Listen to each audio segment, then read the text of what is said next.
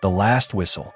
Near San Antonio, Texas, there's an old national park about which the locals often tell strange and eerie tales, particularly about a mysterious whistle that can be heard at night. They say that anyone who follows the whistle or gets too close never returns. People describe seeing a tall, thin creature in the darkness with no face, holding an old referee whistle that glows in the dark. But Jason always considered these stories mere rumors. He was a 28-year-old football coach who believed in facts, not myths. So, when his friends suggested camping in that park, he eagerly agreed. He was accompanied by his fiancée, Amelia, a sensitive and easily frightened girl, and 3 other friends. In the evening, they parked their car in the lot and walked into the forest, joking and laughing along the way. They reached an open area where they set up tents and lit a fire. The sky was filled with stars, a cold breeze was blowing, and they tried to make the night enjoyable by telling scary stories. Around 10:30 p.m., a sharp and clear whistle echoed through the air. Everyone froze and looked at each other. The sound was exactly like a referee's whistle at a football match. At first, they thought it might be another group camping nearby, but Amelia felt an inexplicable fear, insisting that the sound was very close. Jason laughed it off, though he was secretly unsettled.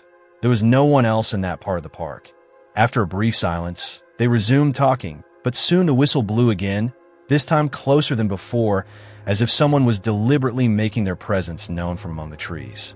The friends looked around, shining flashlights, but there was nothing, just rows of dark trees. Trembling, Amelia suggested they leave, but Jason insisted there was nothing. When the whistle blew a third time, the sound seemed to come directly from their ears. Everyone flinched. At that moment, the fire went out, plunging them into complete darkness. All they could hear were their own breaths and racing hearts. Suddenly, another sharp whistle blew. Amelia screamed, and the friends abandoned the tents, running toward the parking area. But as they ran, the whistle seemed to follow, making the path appear to shift. It felt like they were going in the wrong direction every time. One friend, panting, said, "It's not showing us the way, it's misleading us." Jason stopped everyone and said they had to see what it was. He raised his flashlight, and a shadow appeared, a strangely tall and thin figure standing behind a tree. Its face was completely blank, no eyes, nose, or mouth, as if someone had erased all human features. In its hand, an old whistle glowed faintly. Their hair stood on end. Trembling, Amelia whispered, "This is not human." The entity slowly moved toward them. Its footsteps were unnatural, as if the joints in its legs were reversed. With every step, it blew a soft whistle that resonated inside their ears. The friends backed away, but it did not stop. Suddenly, it blew the whistle with incredible force. The sound was so terrifying that their ears felt like they were about to burst. Trees shook, the ground trembled, and one friend fell to the ground, screaming, "The sound is getting inside my brain." They tried to lift him, but the entity appeared even closer. Its height seemed inhuman, with arms hanging below its knees, and every movement emitted a faint groan. It blew the whistle again, and this time the sound didn't just ring in their ears. It sank straight into their chests, as if crushing their hearts in a fist. Amelia screamed in pain and fell to the ground, saying only, "It's here to finish us." Jason, panicked, shouted, "Stop! What did we ever do to you?" The only reply was another long, ear-splitting whistle that broke branches and made the forest shake. They ran blindly through the darkness, unsure of which direction to go. One thing was clear. The entity was following them, sometimes ahead, sometimes behind, sometimes unnervingly close. For a moment, it seemed to vanish, but then the whistle would blow right next to their ears again. Finally, they reached the parking area, but their steps stopped in horror. Their car was gone. The spot where they had parked was now empty, as if no vehicle had ever been there. Amelia, crying, said, "It won't let us leave. We're trapped." Another whistle blew, freezing them in place. The darkness deepened, and the shadows of the trees seemed to move. The figure appeared once again, standing right in front of them. It blew the whistle one last time, so loud that the friends fell to the ground screaming. After that, only Amelia's final scream was heard. "It's behind us." Of the 5 friends, only 3 survived the night, and even they were left unable to recall many details.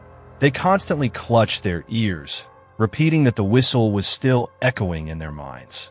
The police found nothing, no evidence, no traces of the entity, only the empty forest. Locals still warn that anyone who ventures into that park at night will hear the whistle. And if you do, it's best to leave immediately because the faceless being may be waiting for you too. Story 2. The Blood-Soaked Trail. Inside a well-known national park in Texas, there's an old trail that locals call the Red Trail, or the Blood-Soaked Trail. According to local tales, this path once connected a small 1800s village to a slaughterhouse located in the middle of the park. It is said that slaves were brought there, tortured, and their bodies dragged along this very trail.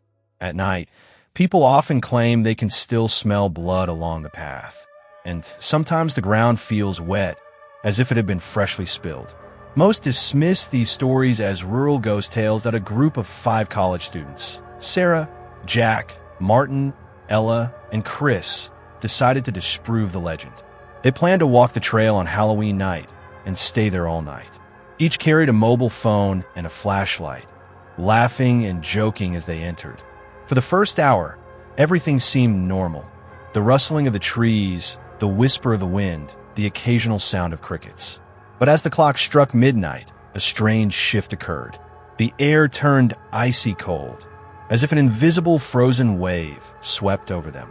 Suddenly, Sarah screamed, claiming she saw something on the trail. The others turned and saw red stains on the ground. Initially, they thought it was animal blood, but when Jack approached, it looked like fresh human blood. As they moved forward, the stains increased in number. Then, they saw a terrifying sight, a woman standing on the trail. Her clothes were torn and soaked in blood, her hair disheveled, and her face completely hidden in shadow. She slowly turned to look at them. At first, they thought it was a prank. But when blood started dripping from her body and she fell to the ground, crawling, their hair stood on end. "Let's run," Martin shouted. But Sarah said, "No, we need to see who this is." As she took a step forward, the woman suddenly vanished, leaving only a trail of blood leading further along the path. Fear gripped them, but curiosity compelled them to follow.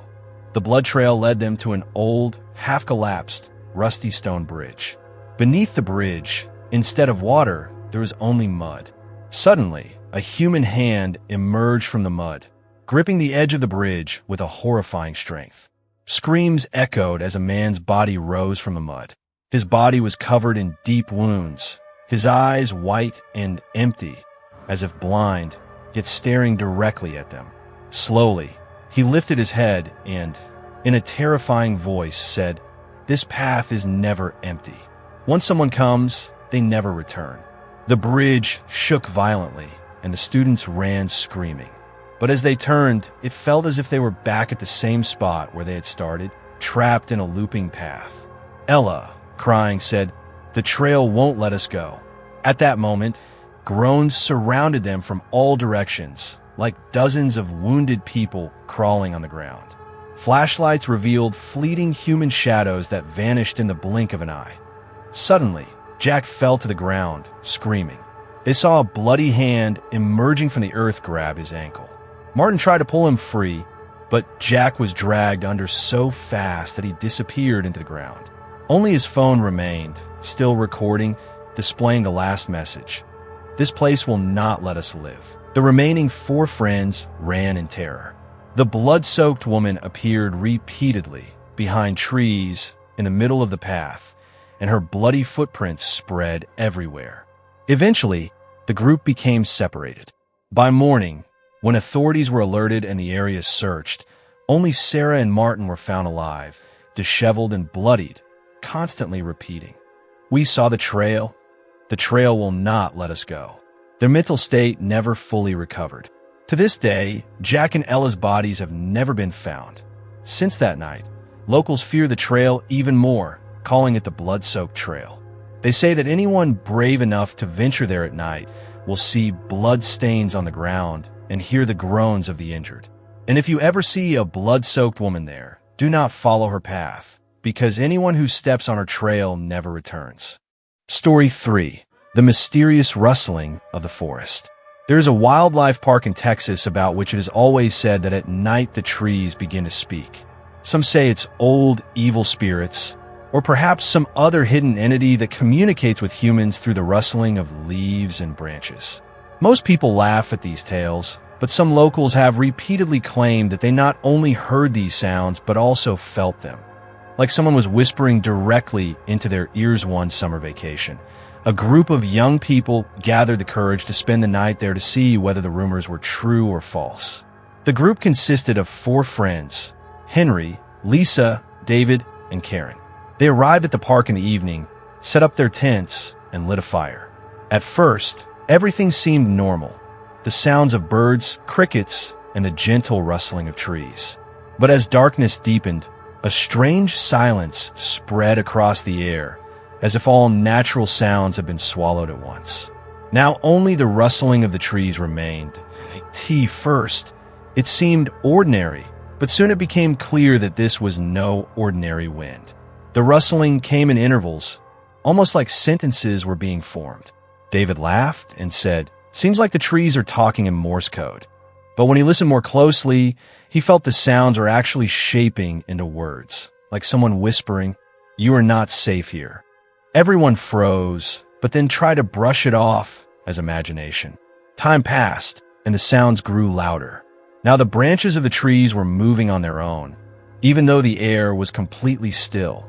Lisa shivered and said, "I feel like the trees are watching us." Suddenly, Karen screamed, because she saw a branch move exactly like a human hand and stretch toward her. Everyone's faces turned pale. Henry said, "We need to leave now." But as soon as they started packing up, the entire forest erupted with rustling at once, as though hundreds of trees were speaking together. And now the words were clear. "Why have you come here? Leave this place, leave now." The 4 friends ran like mad, but wherever they went, the roots of trees rose from the ground and blocked their way like walls. Lisa fell to the ground and felt the grass itself wrapping around her hands and legs, as if alive. She screamed, "The earth is swallowing us." David tried to pull her free, and somehow he managed. But his own hands were covered in blood, because the grass had turned into sharp thorns that cut his skin to half crazed. They all ran into the darkness, with the rustling following close behind, sometimes near, sometimes far, and each time the words grew more terrifying. "We are hungry. You belong to us. No one escapes." Suddenly, they came across one tree that stood apart from the rest, looking older than all others. Its trunk was so massive that even 4 people together couldn't encircle it.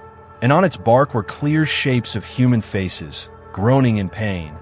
Lisa fainted, and the other 3 dragged her, screaming in panic. At that moment, the old tree's trunk split open, and from inside poured a thick black mist that spread across the forest. Within it echoed thousands of whispers, like countless people crying for help all at once.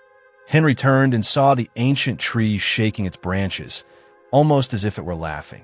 The friends kept running until they finally reached the parking area, only to find their car torn to pieces, as if ripped apart by steel claws.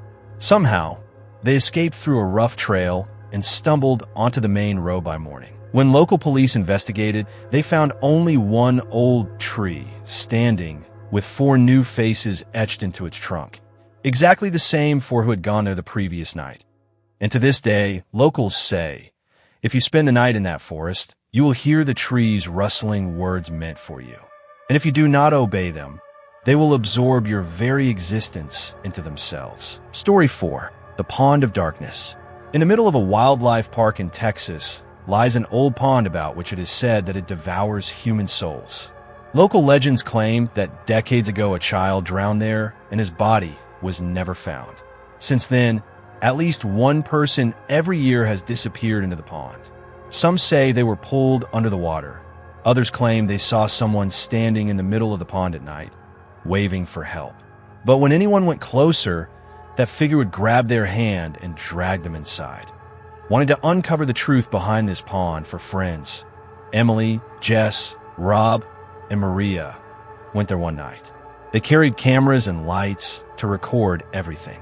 At first, the pond looked calm, its water smooth and clear like glass. The friends laughed and joked by the bank until suddenly Rob said he had seen movement under the water. The others peered in, and indeed something was shifting deep below, like a shadow swimming. But the water was so transparent that no clear shape could be seen. Emily bravely held the camera close to the water's surface when suddenly a pale white face appeared against the lens, its eyes completely empty. Everyone jumped back in shock. The water rippled slightly and then became still again. Jess insisted it was just an illusion, but at that exact moment Maria spotted someone standing in the middle of the pond. It looked like a child waving, faintly calling out, "Help me." They all froze. Jess suggested it might be a local child, but Rob, his voice trembling, said, "No, look at his eyes." In the reflection of the light, the child's eyes were glowing, inhuman. Emily cautiously stepped closer to the water when suddenly a hand shot out and grabbed her leg. She screamed in terror. The other three pulled her back with all their strength, but the grip was so strong that her shoe came off and disappeared into the water. Shaken, they all backed away. The pond fell completely silent, as if nothing had happened. But when Emily looked down at her ankle, she saw blue bruises, marks of a hand that had gripped her tightly. The group decided they needed to leave immediately, but just as they turned, a voice echoed from the middle of the pond. "Where are you going?" "You will stay with me." The sound was a mixture of a child's laughter and an old man's groan, so horrifying that chills ran through their bodies. Suddenly, the water began to bubble violently, and from its center, a human shape began to rise. But it wasn't a normal person. Its body was half water, half flesh, and its face bore multiple eyes, all glaring at once. Maria screamed and staggered back. Then the creature emerged from the pond, stepping onto the bank. Droplets of water dripped from its body, but instead of falling onto the ground, they vanished into thin air. Rob shone his flashlight onto its face, and the sight made their blood run cold. That face was a shifting mosaic of dozens of faces. Woman, man, child, changing one after another, as though the pond had absorbed all of their souls. The creature let out a chilling scream, its voice resonating through the pond water. "No one leaves. You are all mine." The four friends ran in terror, but the ground beneath them turned soggy like mud, causing them to slip and stumble. Emily glanced back and saw the creature pursuing them, the water itself spreading across the land as though the pond was moving with them. Finally, they bolted toward the forest path. But then Maria screamed. She had fallen, and a stream of water had wrapped around her body, dragging her back. The others tried desperately to save her, but within moments she was pulled into the pond and vanished. By morning, when the police arrived, they found only 3 friends in shock, repeating again and again, "The pond swallowed Maria." But there was no body, no trace of her, only a single wet shoe lying on the bank to this day. Locals say that if you approach the pond at night, you will see someone waving from the middle, asking for help. But if you dare to reach out, it will take you to forever. Story 5. The Forest of Screaming Trees. In an old national park in Texas lies a dense forest known by locals as the Screaming Trees. At night, horrifying sounds echo from within, as if someone is crying, groaning, or screaming in agony. According to local legend, centuries ago a tribe once lived there. Invaders burned them alive to seize their land, and it is said that their souls became trapped inside the trees. To this day, anyone who dares to enter the forest at night either never returns or comes back forever insane. Hearing this legend, 5 college students, Tom, Kevin, Sarah, Lisa, and Dan, decided to test their courage and camp there overnight. Laughing and joking, they ventured deep into the forest.